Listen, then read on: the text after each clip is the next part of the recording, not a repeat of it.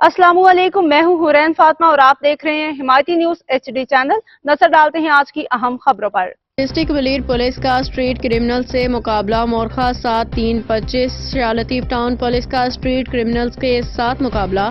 दो तरफा फायरिंग के नतीजा में एक डाकू जख्मी हालत में गिरफ्तार।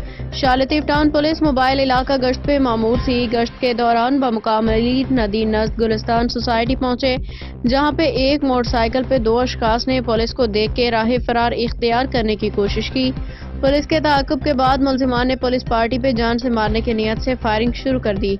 पुलिस ने हिफाजत खुद इख्तियारी में जवाबी फायरिंग की और बरवक्त कार्रवाई करते हुए एक मुलजिम को जख्मी हालत में गिरफ्तार कर लिया।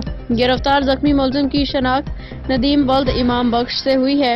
दूसरा मुलजिम आरिफ वल्द शान। मुलजिमान ने 7/5/2024 सेकंड की हदूद भैंस कॉलोनी से डकैती की, जिसकी वीडियो सोशल मीडिया पे वायरल हुई थी।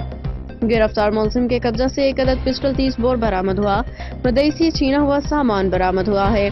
गिरफ्तार मुलजिम पहले भी मुतअद्दिद बार जेल जा चुका है। गिरफ्तार मुलजिम का मजीद रिकॉर्ड चेक किया जा रहा है। जख्मी मुलजिम को बराए इलाज मालजा अस्पताल मुंतकिल कर दिया गया है। मजीद तफ्तीश जारी है। तर्जुमान मलीर पुलिस हाकिम अली दल की रिपोर्ट। मजीद अपडेट्स के लिए देखते रहें हिमायती न्यूज HD चैनल।